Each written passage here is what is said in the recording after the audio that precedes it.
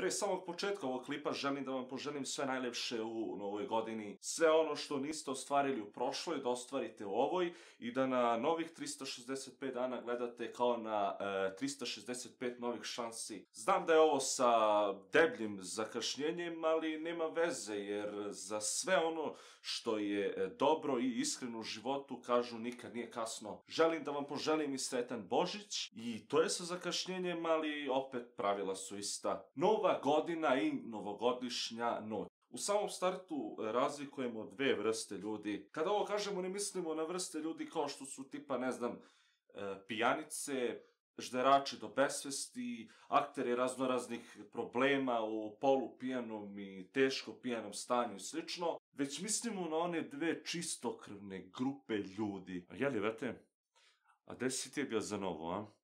Si u svom restoranu i te dole, ili si ipak ostao kući sa porodicom i par dobrih prijatelja? Imamo grupu ljudi sa malo dubljim džepom koji su sebi priuštili uplatu u nekom elitnom restoranu od 50, 60 pa često i više eura, verovatno potpuno nesvesni da za tu lovu su mogli da žderu i piju njih 6. Alo, ćalo!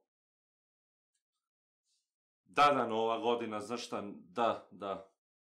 Znaš, ne bilo loše tamo jedno jagnjence, znaš, da otuđiš to, da.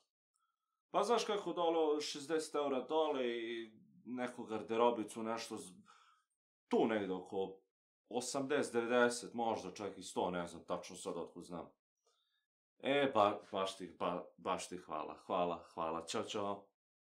Postavlja se jasno pitanje koji su zapravo pravi razlozi kod bar većine tih ljudi koji se tako provode. Čas izuzecima, odnosno i manjoj manjini koja tamo ide iz čistih razloga.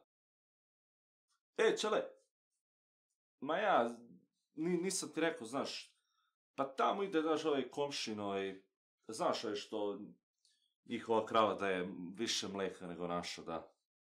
Da, ja hoću iz inata da idem njemu, znaš, kad on može, zašto ne bi mogo ja, jel tako? Da, hvala. Baš ti hvala. Ajde, ćao. Odmah u startu da podvučemo jednu podeblju crtu i da se ogradim i kažem da ja protiv ovih ljudi nemam apsolutno ništa.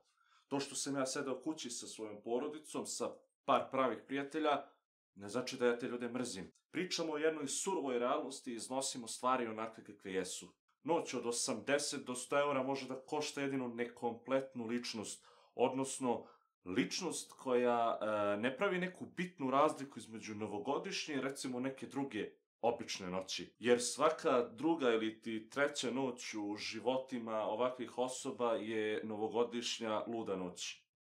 Ako me razumete. Ljudi, to jest bar većina ovih ljudi ide iz razloga zadovoljavanja svog ega ili ti ličnih frustracija. Znaš, ide komšija, zašto ne bih išao ja, šta je on bolji od mene, ili recimo, ne znam, ide i ona bivša tamo, sad ću ja da idem i ja namerno, pa ću tamo da se duvam sa strane kao ne primećujem je, itd.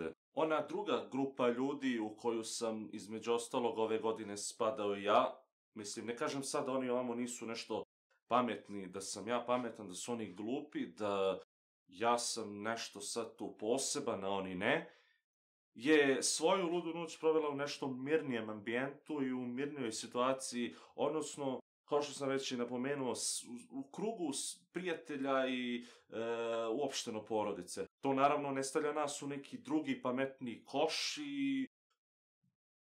Brate, razumeš, ne želim da se niko nađe prozvanim i uvređenim na osnovu toga što ja sebi nisam bio u mogućnosti da priuštim 50-60 eura. Budimo realni, ukoliko uzmemo u obzir da godina ima 365 dana, u zavisnosti od toga da li je prestupna ili ne, razumete, na dnevnom nivou za 60 eura mi bismo svakog dana trebali da na stranu stavljamo 0,164 eura.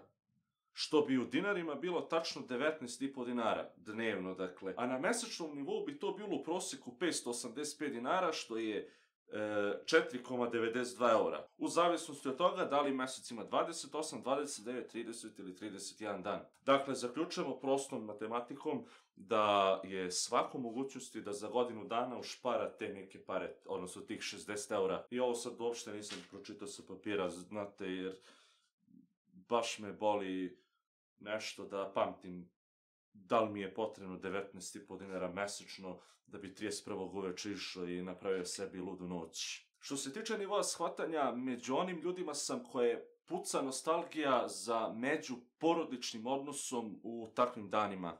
Dani kao što su Badnji dan, Božić, Nova godina, Krsna slava, isključivo volim i provodim u krugu sve porodice. Valjda ne zato što sam glup, a šta vi mislite?